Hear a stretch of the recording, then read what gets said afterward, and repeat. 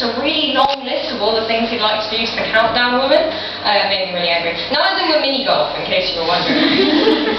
So I wrote this in response. It's called OTAHCAPWE. Tell me about cum. How you'll brim with it, eyeballs deep. Tell me how you draw strength from it.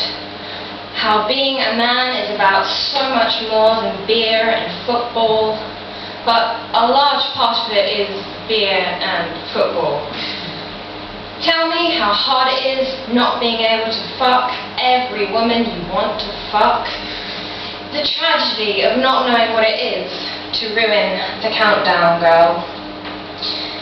The audience drinks in your honesty. Their faces spell, what a poet. If only your ex were here to see it.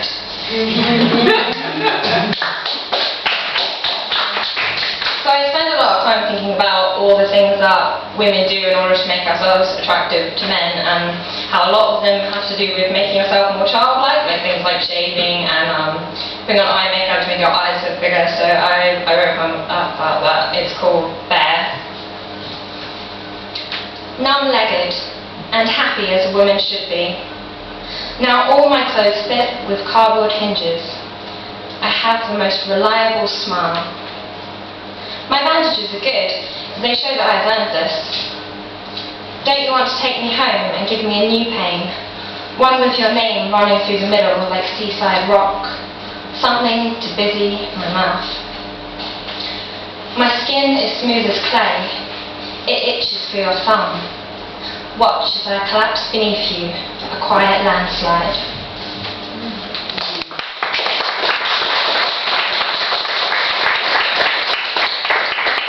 This is another angry, fumey poem.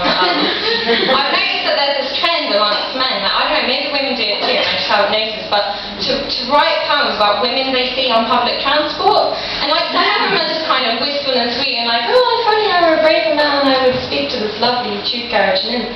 But some of them are just lecherous, like some of them are just fucking horrible. So this is called Said No Woman Ever.